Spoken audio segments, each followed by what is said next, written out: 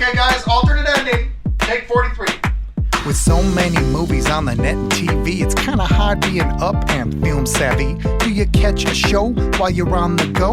And how do you know what to keep or what to throw? How do you know what to keep or what to throw? Tune in, tune in, tune in to alternate ending. Tune in, tune in, tune in to alternate ending. Now! Please give a warm welcome to the hosts of Alternate Ending. Welcome to Alternate Ending, where we're discovering good movies, one bad movie at a time. I'm your host, film school dropout Robert Jarsinski. Across from me is our casual moviegoer, Carrie Jarsinski. Just in time for Earth Day, we're discussing our top 5 environmental movies. But first, we have an announcement to make. No, not another baby on the way or anything. We just got a new ping pong table. We did. I guess it's not really new. It's a little more exciting than the second baby. I was going to say Craigslisted, but it's the Facebook. The evolved version of Craigslist, which I'm still shopping on Craigslist. You're telling me you got this where? There's a new wave. So you have to, there's like a marketplace on Facebook. Okay. It's where I can find everything I've ever needed. Felt like it was a good deal. I'm a bit of a brand snob, so we went with the Stiga brand. Actually, used Stiga. Still good stuff. And it is a beast. It's a 2-piecer all put together. Getting it here was quite a difficult thing, but thankfully had the support of my dad and your dad. Pretty much just drinking some beers, watching me try to get it into the You're trailer. You're kind of a frail man, so that should have been interesting. Got it here, and then it was on us to try to get it down the stairs. Oh no! Where my dad invented some sort of contraption for you to be able to. Yeah, it was a pulley system on your end, and I was just carrying the load. It was genius. As you used a rope to carrying the load step by step down. Meanwhile, I was carrying it the entire time. I actually don't think that's true. I feel like I was carrying most of that weight. In retrospect, I got excited buying the ping pong table because I have childhood memories. I used to play every night with my dad, and I think I'm pretty good. I'm pretty decent. Yeah. I know you'll disagree, and this is why it's confusing a little bit that I went forward with the purchase. I think I've beaten you once, barely. I think I let you win that time in like 8 years, and we've played quite a few times. Sad to say. You know, I just think I'm kind of like a ninja when it comes to ping pong. I mean, you just can't read where I'm going to go. No, you telegraph your moves. That's not what it is. You're actually not good, that's the part that's annoying. And I say that with all due respect. It's hurtful considering it's my life's work. You just return every single thing. You know, it's weird because I think isn't that the object of the game, right? It is, but then for me, I start getting frustrated because it starts getting boring. So I want to try to fool you, go a little left, a little right, a little spin, whatever you gotta say. A little English on the pong ball or try to slap it in your face. And then I make an error. I can't help you. It was really sad for Abby, our 5.5-year-old, to be sitting and watching us play our first match, and her desperately cheering for her dad to become. She's like, Daddy, try and make me proud. And I failed her. And you failed. What was it? 11-3. I think it was. Yeah. Well, and I let you go on those 3 there. Let's wrap this up, and I've got an itch to play one more time. All right, sounds good. So let's jump into our worth mentioning segment. What is the worth mentioning segment of the movies we've seen since the last episode? Which are the ones we want to talk about most? They could be great movies. They could be terrible. We share them how we do. So how many movies have you seen since the last episode? Last week I think I saw 5, so I'm just going to hang on that. But this week, I think it was closer to 1 or 2, maybe. I don't know. It wasn't a good week for me. I saw 3, so also down a little bit. I don't know why. I guess it was just a busy week for us. But I was hanging in there. I was averaging about 5 or 6, so I thought I could maybe keep that up, but back down to earth with 3. So what movie of the 1.5? I saw a good one. I saw a good one, and I'm worried you're going to talk about it too because I liked it. But it's the movie. I think it's 2016. I think maybe 2017-ish. Well, that's what you do in preparation. So it was the movie Split. I think that's 2017. Is it 2017? It's the one with sure. The guy with 23 personalities. It is 23%. Actually, it's a 2016 movie. I must have come out late. Yeah. That's weird. That's what I do, Rob. So it's directed and written by M. Night Shyamalan. I think I had seen Tim's review of this before, so I went in feeling a little skeptical, and so I just tried to block it out of my mind. I was like, I just want to go in with no notions before seeing this. It stars James McAvoy, who I love. I think it's Anya Taylor-Joy and Betty Buckley, who plays the witch. She's from The Witch. Sure. She's That's the where old I lady from The recognized Witch. her from. Not the old lady. No. She's not? No, that's the young girl, the young teen girl from The Witch. Wait, Betty Buckley's the old lady. Well, I'm just telling you, the person from The Witch is the star, other than James McAvoy, is the more resourceful. Really? Yeah, the more resourceful Who's girl. the witch? I don't know who the witch is. Betty Buckley. Oh my gosh. Anyway, move on. It's not. It's not. Someone will. It's not. I'm failing already. So anyway, it's 3 girls are kidnapped by a man with 23 different personalities, and they have to work out which of those personalities is actually going to help them escape. I loved the trailer for this. We saw it about every time we would be in theaters. This would be playing in theater for the previews, and I was worried it was going to be one that hooked me from having really good previews, and then it wasn't going to follow through. It follows 2 storylines. One's the storyline of James McAvoy, and then the other sort of follows the personality of the other girl, one of the abductees, and it tells this backstory of her and how that all kind of comes together. I really liked it. I thought it was going to underdeliver, and I really enjoyed it. I thought it was a thriller. I thought it was scary. I thought it was original. The ending was a little weak for me, but at the same time, I didn't hate it. Overall, a really complete movie that I was okay paying for. Yeah, I'm right there with you in everything you pretty much said. I would say even everything you said. I'm okay that we paid for it. Yeah. It was a movie worth paying for on Amazon. I think we got the HD and $5.99 for the HD version of it. I think it was totally worth it. It fell apart for me in the third act as well too. I was really excited to see where this was going, and it just didn't wrap up the way that I would have wanted. You and I even pitched a couple of ideas to one another on how it would have been a little bit maybe more clever and maybe even more M. Night Shyamalan-like. Yeah. Twisty. Yeah. And I would have even had it done that, and I would have been able to guess it. I think it would have made for a better ending. I won't spoil it here, but yeah, it's just... Could have been better. It could have been better. I will say, I just love his visual style, and I try to point out a couple things too, and probably obnoxiously talking a little bit during the tense movie. So you knew that. You knew it was obnoxious. You know, the spiral staircase scenes, the use of colors. He's a very talented visual director. The knock on him has been, stop writing your own movies and direct someone else's writing, because you don't. While he's very talented, obviously, it's just, what could you do in the hands of a masterful screenwriter with your visual styling? And it would be really interesting to see that. We won't be able to see that because his movies keep making money now, starting with The Visit, where he did kind of low budget. He's paired up with the Blumhouse Productions, which they make low budget movies and just make a killing off of them.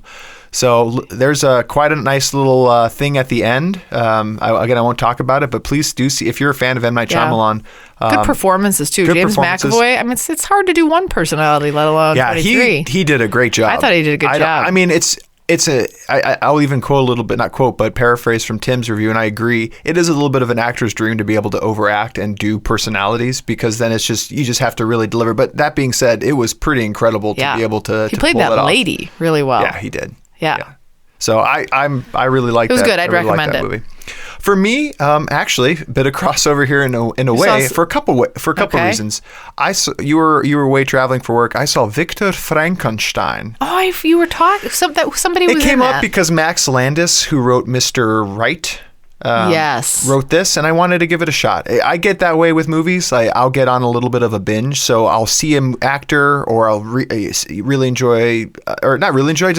I want to see everything through, so kind of get a little bit of a taste of the person. So this was 2015's Victor Frankenstein, hour 50 minutes. IMDb gives it 6.0. Rotten Tomatoes, no love, 24%. Directed by Paul McGowan, who did Push with Chris Evans. I don't know if you remember that. Lucky Number 11. The baby delivery? No, it was not a baby delivery. It's they have a bit of superpowers, and he can move matter, and Dakota Fanning. Nothing. The Reckoning and Wicker Park. So he's the director of Wicker Park, which I hold on to fond memories of it, but then having rewatched it, not good at all. Kind of a pooper. Mentioned written by Max Landis, starring James McAvoy as Victor Frankenstein. But really the story is about Igor, his partner. The guy with the eye. In some movies, he has a little bit of a large eye, but he's mostly known for being a hunchback, played by Daniel Radcliffe. And this is actually an interesting telling of Victor Frankenstein, more from the POV of Igor. And it's told from Igor's perspective. He's a troubled young assistant from some dark origins, and he makes a friend in a young medical student who is Victor Frankenstein, who has this vision to recreate life, that life shouldn't end with death. Let's redo it. And much like... And I won't say, I don't want to compare it too much to Split, but it showed a lot of promise out of the gate. I was kind of excited to see where it went. And then it just, right about the halfway mark, I just stopped caring. And it didn't do anything for me. It was made for $40 million and only made $6 million. So yeah, I don't even think I had heard about it until it came up last week. I'm trying to make the most of that HBO that we've now have for the next month since I forgot to cancel. Thanks to listener. Oh, I'm blanking on the listener's name who turned. Not Fenimore. It wasn't Fenimore. Oh wait, I know who it was. Yeah, think about it. Sting. It was Sting. Sting. Appreciate our audience member Sting getting in touch with me and reminding me to do that. That was the message that prompted me to actually cancel the HBO. So remember, you can find more movies about or more details about all the movies we've watched at our site alterending.com. That's alterending.com. Before we head to our break, you might be wondering about ways to support the show. Direct from our website, you can head to our Patreon page, which provides you access to a ton of perks. You may want to make us watch a movie, have Tim write a review, pick your own episode topic like the one we're going to be discussing here in a little bit. You can do it all on our Patreon page. Amazon. I want to thank all of our listeners who support the show and make their Amazon purchases through our site. Doing it is easy. Just go to our website, alterending.com, click on our Amazon banner, and seamlessly go about your purchases.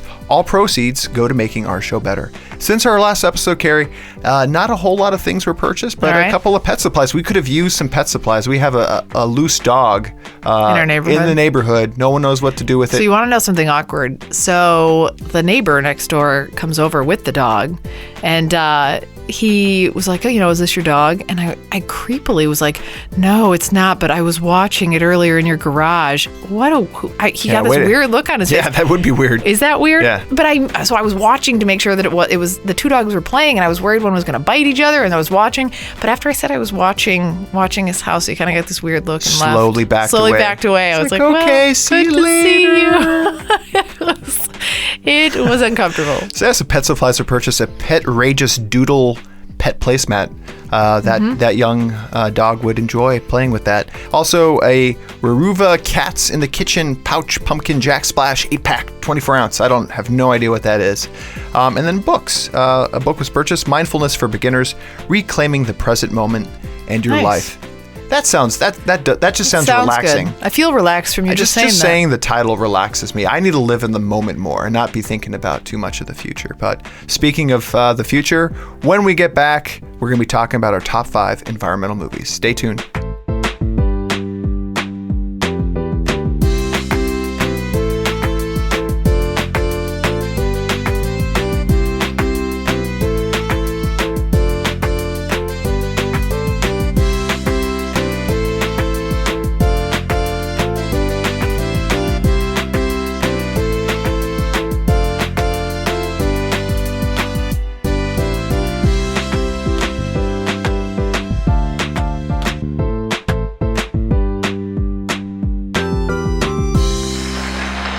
And welcome back to Alternating, talking about our top 5 environmental movies. Care, what is, on Earth Day, what is an environmental movie to you? What were your parameters for this one?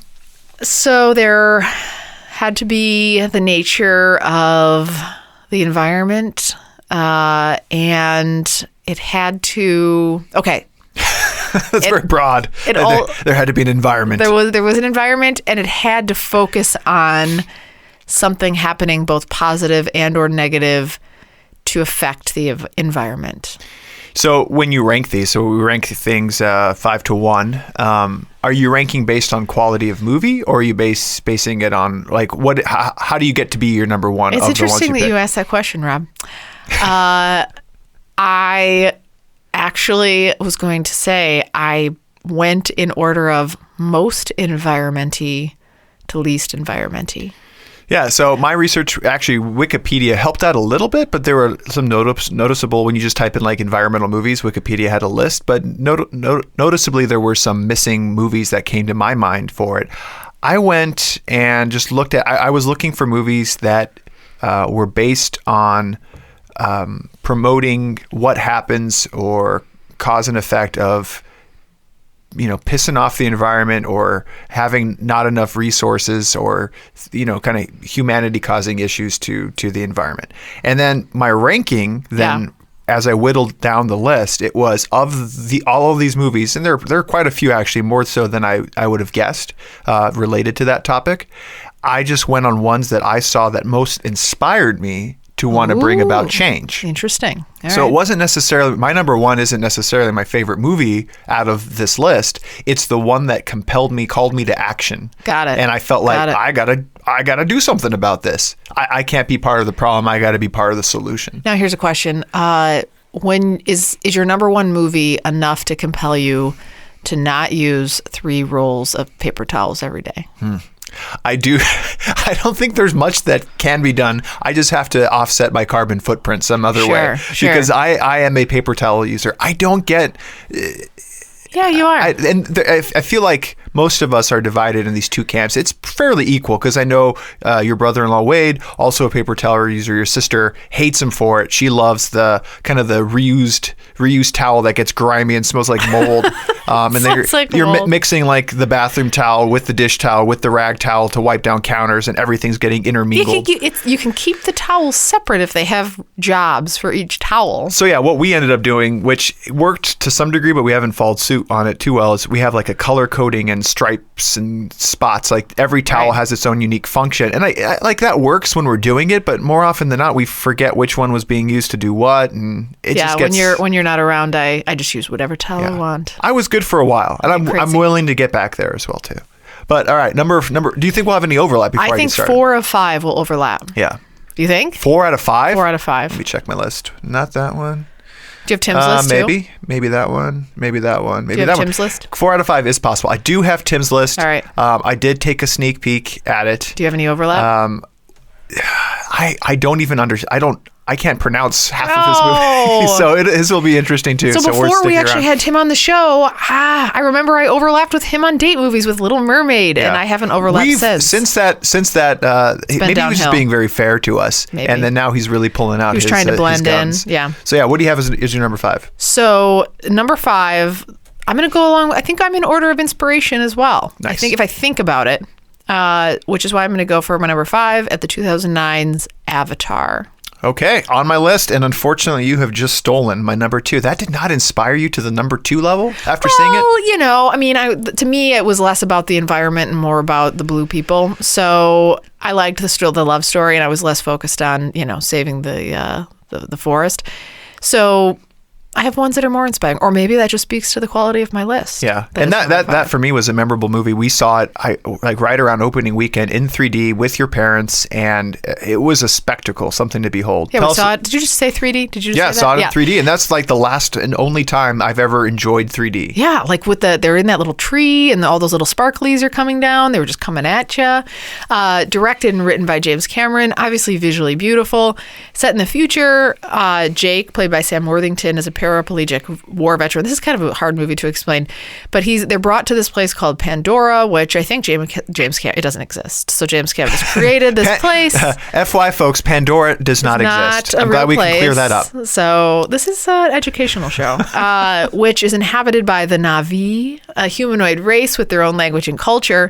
And so they find themselves in a pickle, basically, because they're supposed to go there and destroy some of the greenery on Pandora, but they're after unobtainium.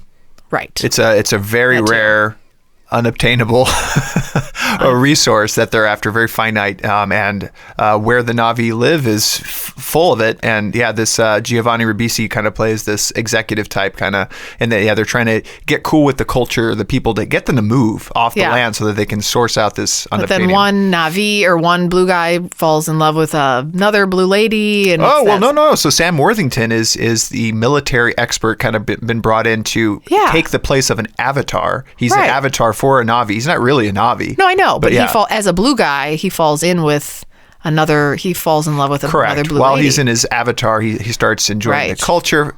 Who doesn't enjoy Zoe Saldana? And audience members have said this too, is Avatar is basically Dances with Wolves meets Fern Gully.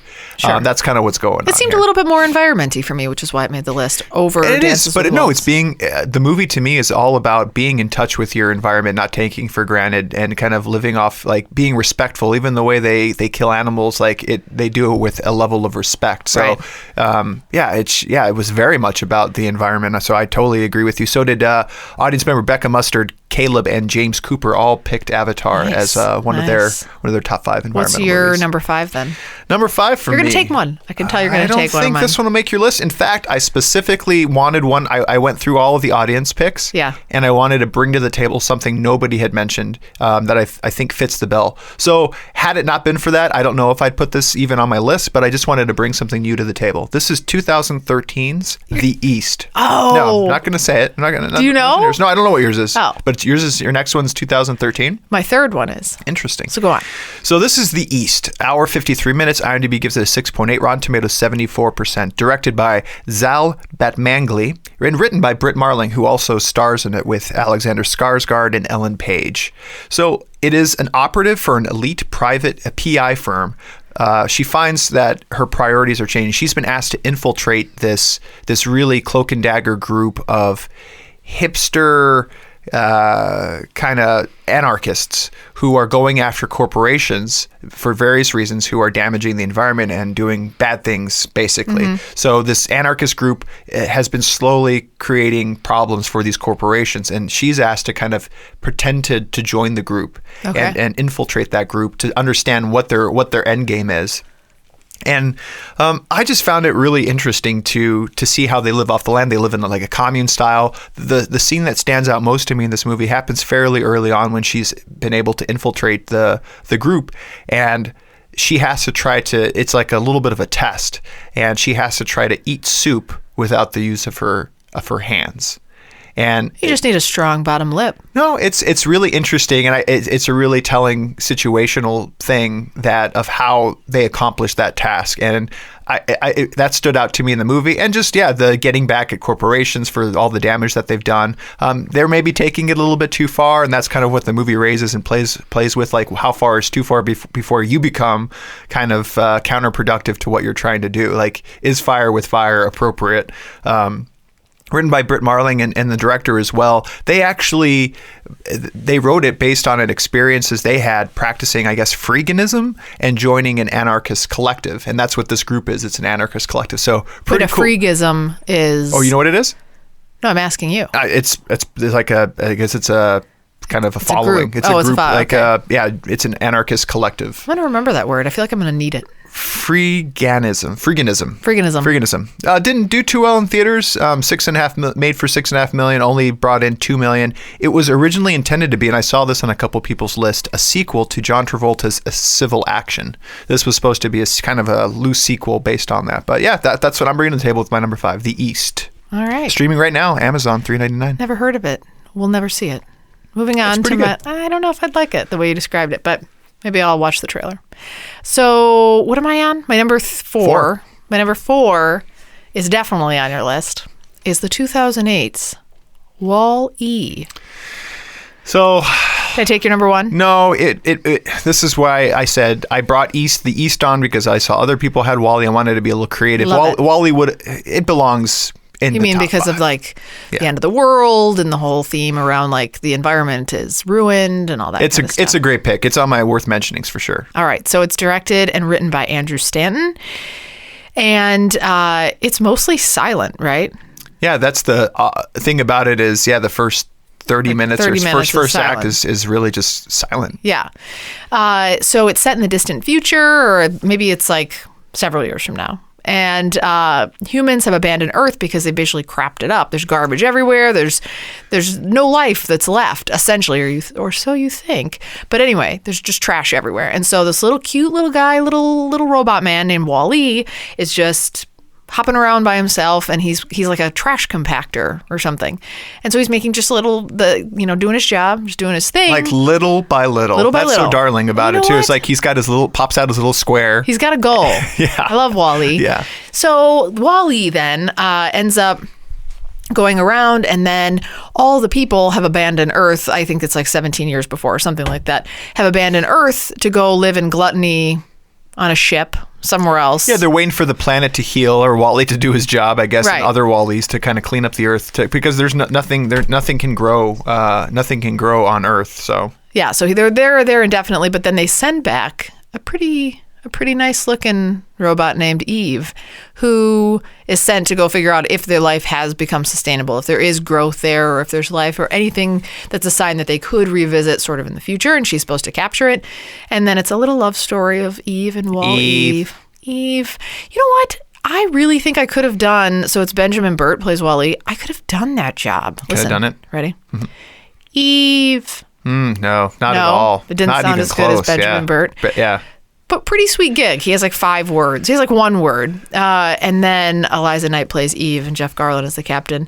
It rates really well. It's an awesome movie. But again, it's 4th on my inspiration What's that? list. I think we talked about after we saw it too. It's like, it's not too far-fetched. No, everybody is up there just eating Big Macs, looking at their phones, and right. like You're just chilling. Yeah, you've got your blinders on. You're just looking at what's in front of you, and yeah, for those who haven't seen it, I don't want to ruin like who the villain kind of is in this, but yeah, I mean, we're our own villains a little bit because we've created the situation for We're ourselves. eating the Big Macs. Yeah. So I think it's a very poignant tale on what is certainly very feasible, like what our future could be if we're not too careful. Yeah. Great selection. Thanks. This one I'm curious about because we saw it together and it certainly inspired me. I'm talking about 2008's Food Inc. I never saw that. Never saw Food Inc.? Remember I got creeped out because there was the cow. Oh, did we turn it off for you at that point? I think I left because there was a cow with the corn and it couldn't that's digest. Right. This is a documentary. I don't bring a lot of documentaries. I watch a lot of them, but I don't bring a lot of documentaries to this show. But this episode is right for it. It's directed by Robert Kenner, nominated for an Oscar, an unflattering look inside America's corporate-controlled food industry. And, you may say food, how does that tie in an environment? Environment and how we produce our food are extremely tied together. And streaming on Amazon right now for 99 cents, it really opened my eyes up. And I know with documentaries, the goal is for a documentary, I would think, not to be too slanted. I would hope I try to go in with open eyes and have an objective view and think about it from the other perspective as well too. But the things that I saw, like the cow scene in particular, I can't unsee a lot of that. And it does make me question a lot about how I eat, what I eat, how it affects other things and the environment.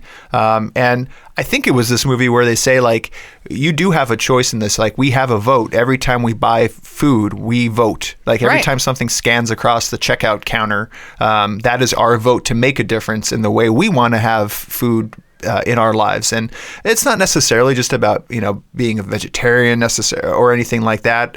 It's just doing things responsibly and thinking about what you're eating, what you're putting in your body, the effects it has on your body and the environment. So, yeah, this one... I don't think I could ever see it. I think it was one of those where I knew what it was about and I knew what it would address because I already know.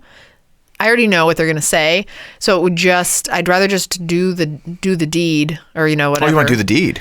Oh, weird. So do my thing, I just follow the rules. I think that's a very different movie that you're describing. So weird. So anyway, then watch it. I already know. Yeah. So anyway. No, it's worth seeing for those. Again, I think we all know this stuff, but it's helpful to be reminded sometimes to get you back on track. And I fall off. So it's like the paper towels that you mentioned too. I fall off the wagon every once in a while. I need a movie like this. Yeah. I need movies like this to kind of get me back in line and remember why it's important to kind of to care a little bit about this planet, little planet we live on, little blue planet. All right, number 3 to you. Number 3 for me is one that you have forgotten, but you're going to regret not having on your list, is the 2013's. Is it there? No, I don't have any more 2013's. Snowpiercer.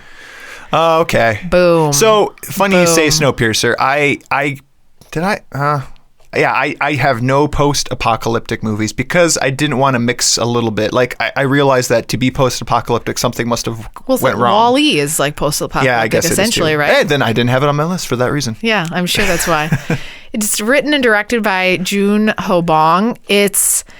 I've talked about it. I can't remember why. You think you recommended me to see it? Yeah, it was another it was time. a rec when we used to do recommendations. Yeah, when we did the recommendations. And I really, really, really loved this movie back then. It follows everything that I like, which is apocalypse, which is, Chris Evans. It has all the pieces there for me. So if you haven't seen this movie, I'll tell you a little bit about it, and you should definitely go see it. So it's set in the future in 2031, where a failed climate change experiment has basically killed off all life on the planet. Everything's turned to snow. So it's frigid temperatures where if you were to be exposed to it, you would just immediately die. And, or so these people believe. And so for a lucky few who have boarded the Snowpiercer, which is this high-speed train that travels the world, over the course of these 17 years that they've been on the train, an economy is essentially formed in a class system and a system for food and a system for order and law and all of that kind of stuff. And it's the story of the revolution that breaks out from the lower class to overtake the conductor and the train, essentially.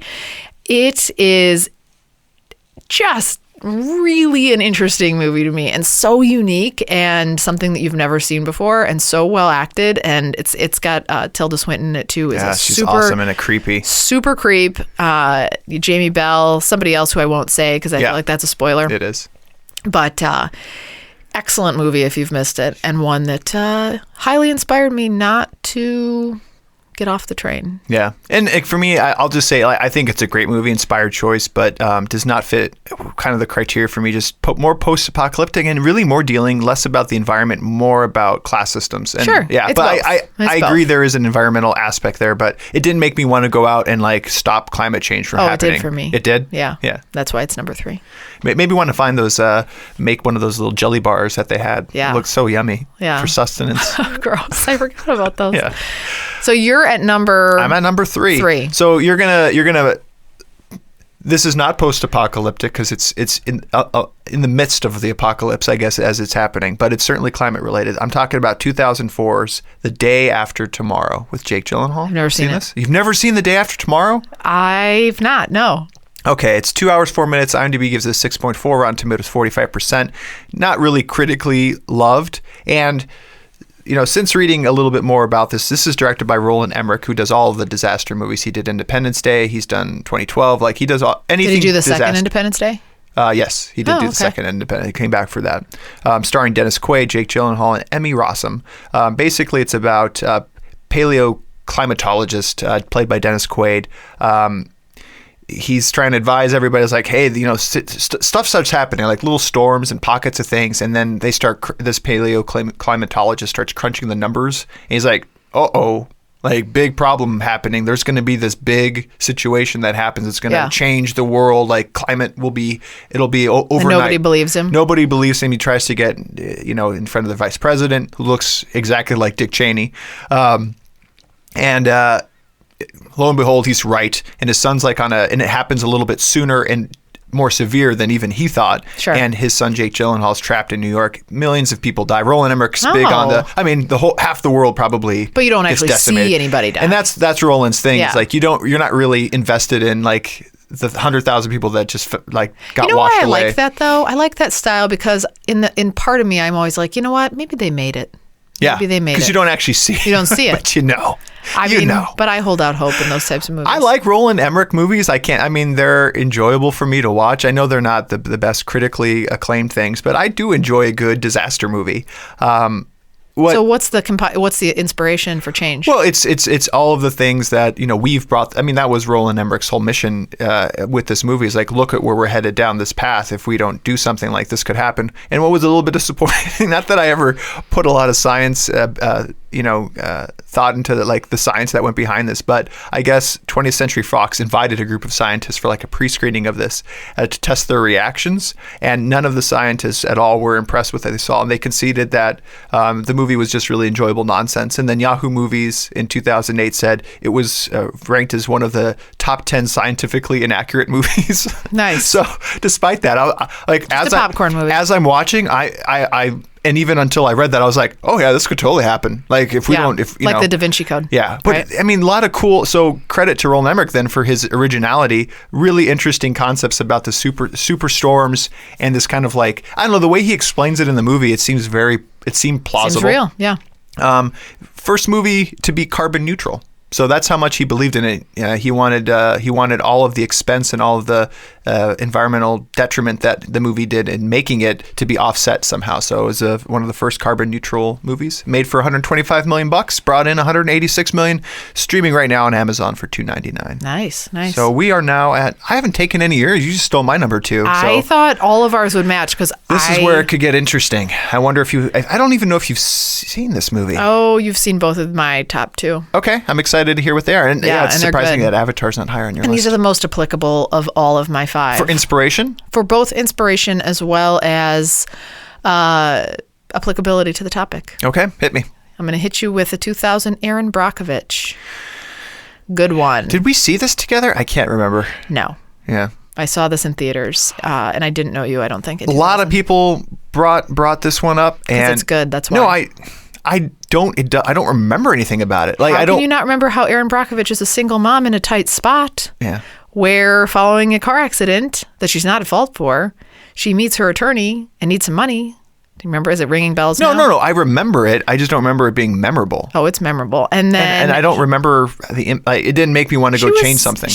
It makes you want to be less of an environmental... It makes me want to not see Aaron Eckhart in a motorcycle outfit anymore. Oh, that's who that was. It was Aaron Eckhart. Pretty sure it's Aaron Eckhart. Yeah, it was. I couldn't remember. So weird mustache. It was pretty awesome. So she needs a job. She needs money. She's a single mom. So she ends up getting a job at this law firm. And while she's there, she's a really bright woman. She's really smart, but she's just kind of down on her luck. So when she's there, she sort of finds these funky medical records while she's digging through. She starts piecing things together, and it starts to lead her to believe that there's this contaminated water situation that's happening in the community. So she takes it upon herself to go out into the community and interview people that live there and talk to them about their health problems. It's so applicable because this is stuff that happens every single day everywhere, where like people are covering, government or whoever it is. Just look at our own drinking water at our school. No knock on our school, but following the Michigan situation, and was it Flint? I don't remember. It was Flint. Okay, good. Yeah, I was on the right page. We assume things are legit and things are being followed, protocols are being followed, but who's really auditing all of this stuff to really know that? Yeah, who's checking? You just assume awesome performance by Julia Roberts. It also has Albert Finney and David Brisbane from Hey Dude.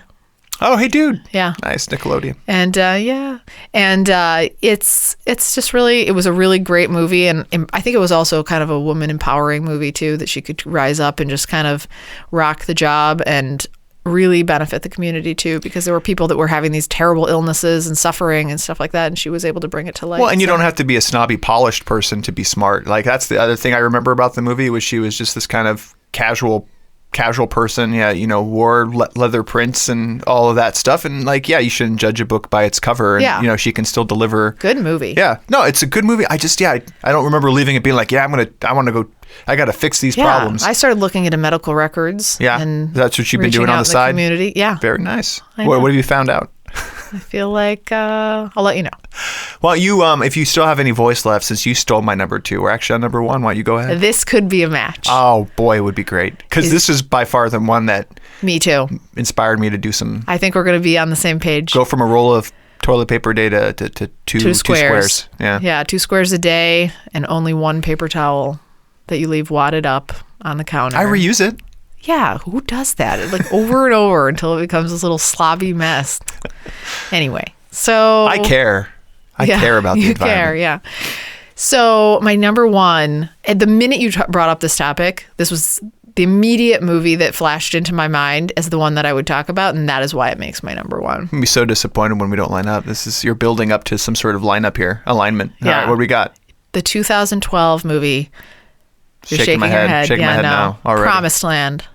Really, number one? I loved this movie. So here's what it was fracking awesome. And see, I saved that. There's for you. the pun. There's the pun. It was gonna be my number 5. Yeah. And then I saw a couple other people bring up Promised Land, and I just wanted to bring something new. It would have been my number 5. Yeah.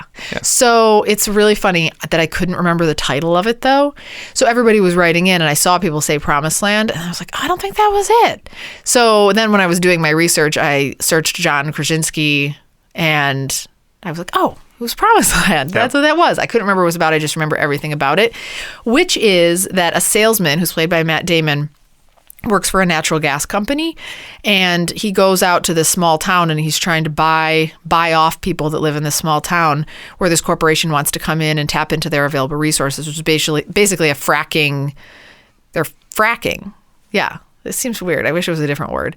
They're trying to get natural gas. They're trying to get natural gas. Yeah, by breaking up, drilling down. I don't really know what fracking is, but yeah. Yeah, I do. So you drill down, and then it when it releases the gases into the air, there's a lot of risks that come and are associated with it, and it gets into the air, and it's really toxic to people. And so it's toxic to animals, it's toxic to people, and so it's the story that comes from that of how it affects the environment around them, and I think, they talked about they bring in another character too, John Krasinski, and it's like how the animals on their farm have been dying and stuff like that. And so it's this short term, they come into these really poor towns where, they flash them a few bucks and that sounds great, but they're really out for their own best interests and not for the interests of the people who they're really down the road negatively affecting.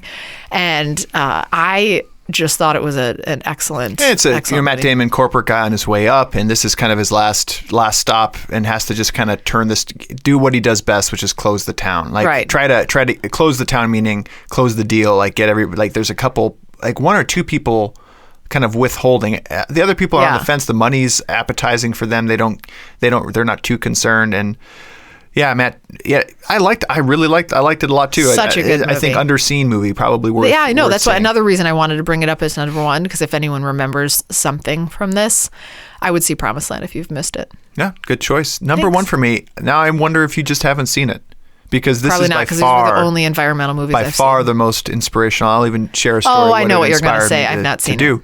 This is 2010, and I kind of alluded to it before. Documentary. An Inconvenient Truth. I've never seen it. Yeah, it's worth. I don't seeing. like real stuff. I don't want to know. I want to make believe stuff like kind fracking. Of like the like fracking. It's fictional. Like Erin Brockovich's story made up. Well, that was nonfiction.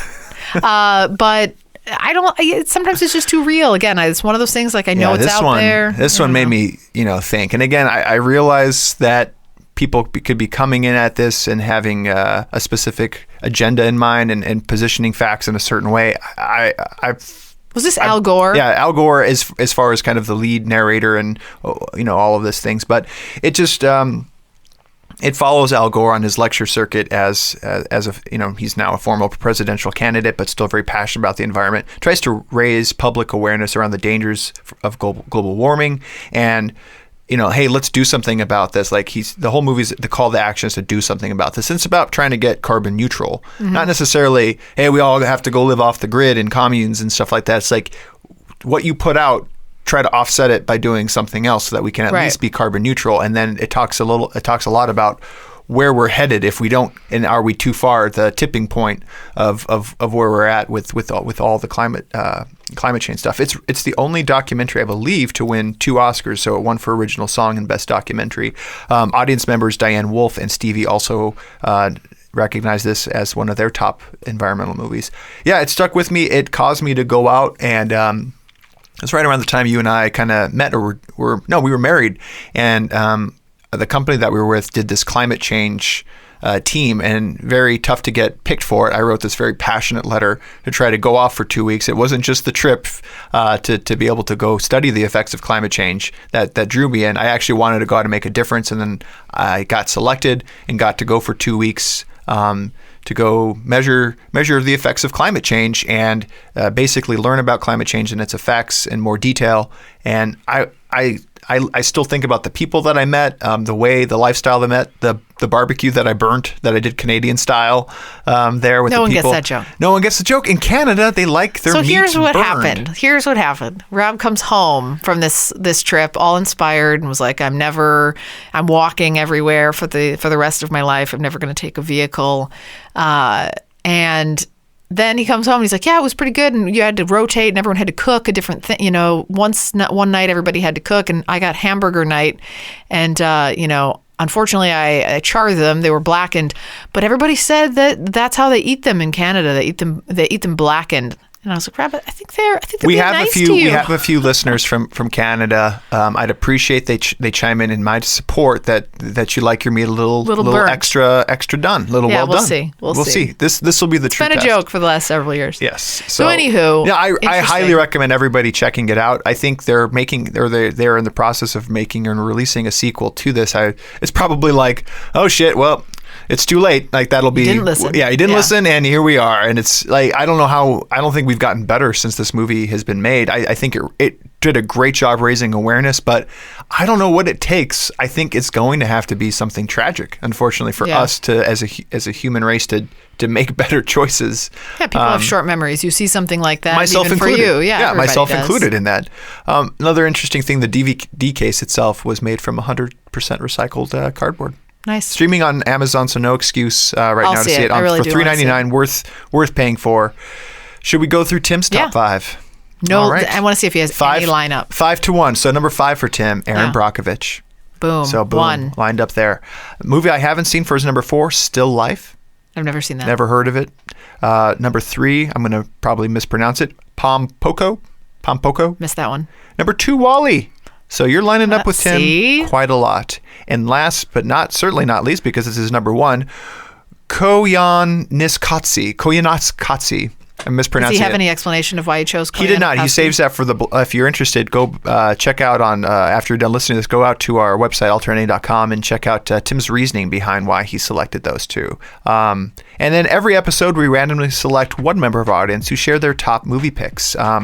As a result, here are our audience's top 5. We had a tie for number 4, and that was Fern Gully. You seen Fern Gully? You never saw Fern Gully? It's right around our. I bet I'll like it though. When we were kids, I remember it was good stuff. Again, it's very much Avatar. Okay. Tied with it was Star Trek 4: The Voyage Home. Number 3 from the audience, Avatar. So lining up, yep. I'm much more of an audience liner upper than I am you and Tim. A movie that I probably should see because a lot of people wrote in about this. Number 2, Princess Mononoke. Did you see this on people write in about this? I did see that. Quite a lot of people. And then the audience's number 1 from both sides, both the people who write in on the site and the people who write in on social media.